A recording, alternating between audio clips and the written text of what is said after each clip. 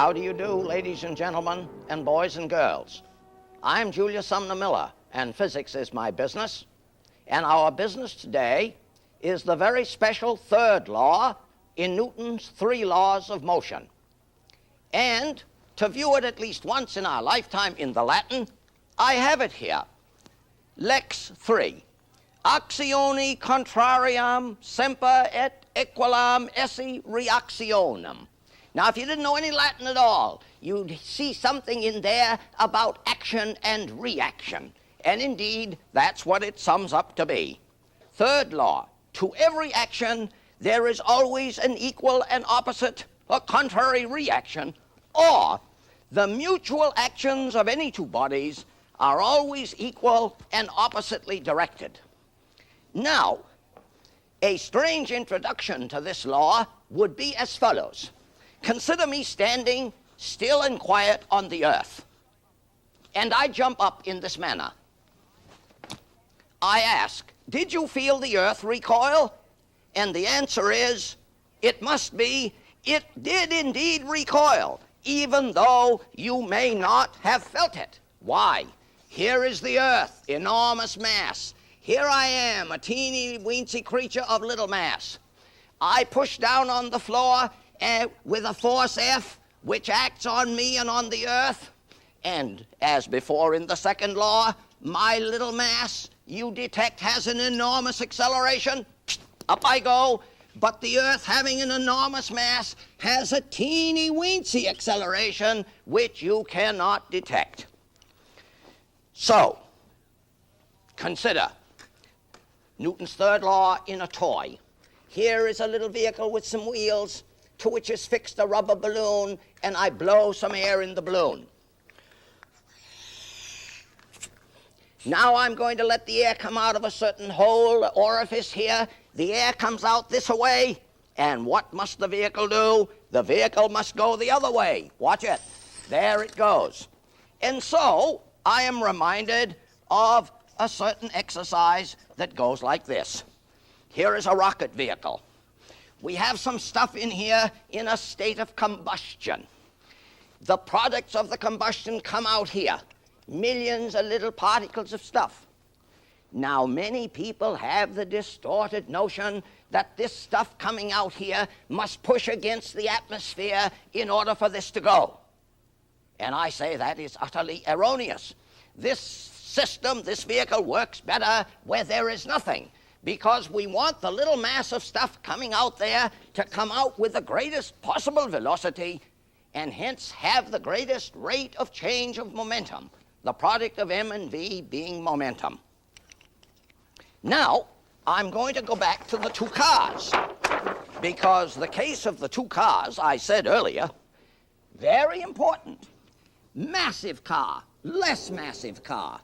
I stretch the spring between them. One and the same force acts on both, and we witness an astonishing thing. Here is the massive car, here is the little car, less inertia, there is the spring. Now, what did we see? The same force acted on both. But you notice that the smaller one had the bigger acceleration, and the bigger one had the lesser acceleration, and therefore, in the same time of travel, and they would both travel the same time from time zero to the time of collision, clearly the smaller one has the higher velocity. So, writing the momentum of both cars, we would equate it as follows. The large car has a little velocity, the little car an enormous velocity, and these momenta are equal. Very important that you see that point, that the same force acts on both, the accelerations are inversely as the masses, and the momenta are equal. In another program, I will talk about their energies, and we will discover a very strange thing. Now, more on this conservation of momentum, which is essentially Newton's third law. Here I have a CO2 cartridge. Gas in here under enormous pressure. Here is a carriage in which I put it. I'll look around that end. And you will notice that there is a barrier on this end of the cartridge, of the carriage. Now what am I going to do?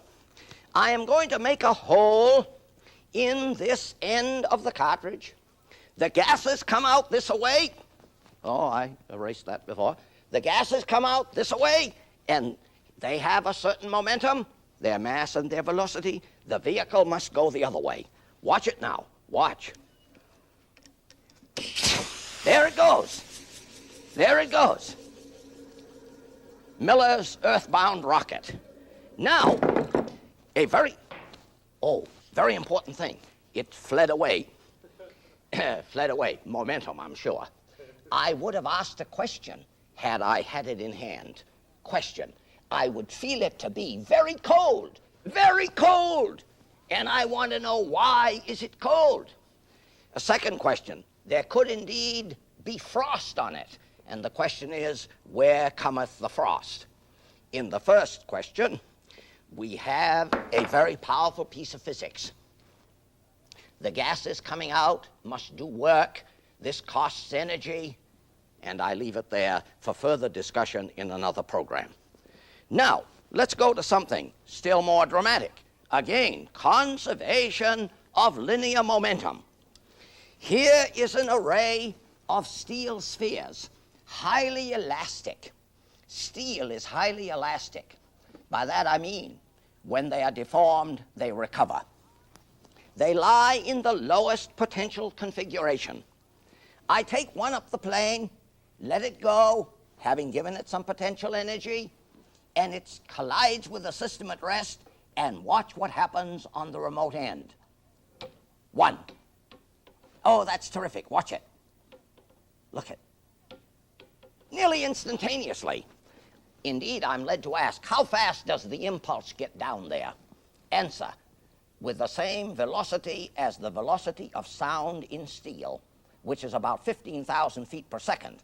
So if this were a foot long, oh, that's more likely a foot long, that's 9, 12 inches. Watch it.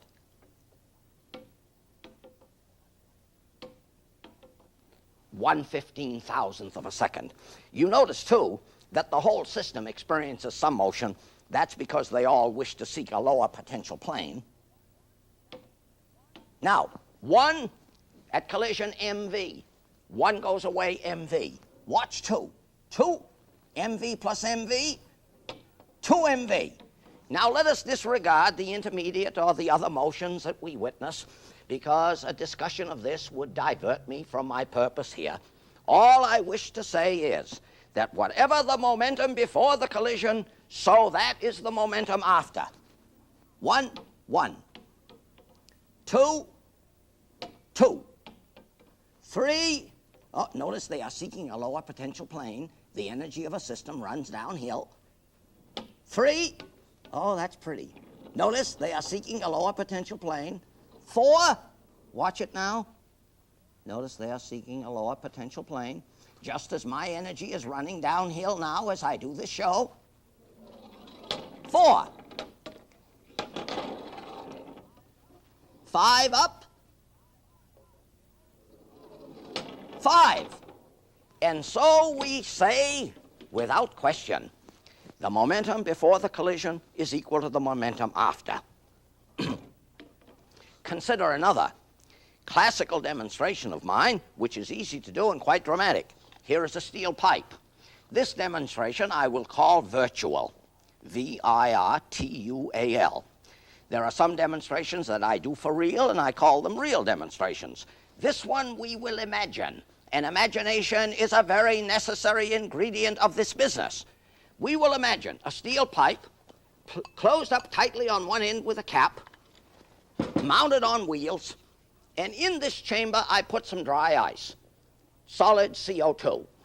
Then with a wooden plug, I plug it up very firmly, and I let it stand here on the table in the hot air of the classroom or the TV studio, and what happens? The CO2 sublimes, goes into gas or vapor. The pressure builds up more and more. The pressure gets enormous inside. Something has to go. What goes? The cap, with an enormous velocity, enough indeed to kill a man. So if you should do this, I warn you, have some caution. And what happens to the vehicle? It goes the other way. Big mass, little velocity, little mass, large velocity. Conservation of linear momentum. Powerful business, powerful. Consider toys have a large role in my business because the physics of toys is an enchanting thing to engage in. Toys, I would have you understand, ladies and gentlemen and boys and girls, toys are intended for child's play, but the physics of them is hardly that. Here is a little propeller with some inclined blades, and I have mounted it in a chamber wherein resides a spring. So I am storing some wound up elastic energy in the spring, and I release it. I did that one prematurely. What happens? How is Newton's third law? How does it play a role here? Answer. The pitch blade engages the air, drives the air down with a momentum mv. The vehicle must go up. Watch it. There it is. Oh, that's a pretty thing. And then it's spinning as a top, about which I will speak in another program. So the question to be asked is, how does a bird fly? Here is a bird flying. Here is a bird. I'm probably viewed as a vulture. Bird. I can only fly if I push the air down, and that's why I go up. Now, when a bird soars, as they do ever so gracefully, that is quite another thing, again, to be considered subsequently. Or a balloon. Here's a balloon. Incidentally, I'm going to do a program on bubbles and the like, and I will raise the question of why is it hardest to blow up a balloon at the very beginning and easier to blow it up the bigger you get it. But anyway, I've put some air in there. Now you know if I let the air out here, momentum mv, momentum the other way. There it is, like that. And one last exploration. Hero's engine. Here is a little vehicle you can make out of a tin can. You put some tubes through it and bend the tubes at right angles to their lengths. Put some water in here. Boil the water. The steam, more exactly vapor, which becomes steam on condensation, the vapor comes out the orifices, and this turns around ever so fast. This is a substantial demonstration of Newton's third law. And here is a bigger scale one on which we could run a very quantitative experiment. So much water, so much heat energy put in, so much energy gotten in the angular velocity of the vehicle. And so, what must we now say? We have explored in the passing shows the first law in two parts, the second law, which is wrapped up in F equals ma, and the third law, referred to as action and reaction, which I will close in this way. Here is a very freewheeling vehicle, and you know that if I stand on it at rest and go forward, the cart must go backward, which it does. And I say that when I walk this way, the earth goes the other way. I thank you for your attention.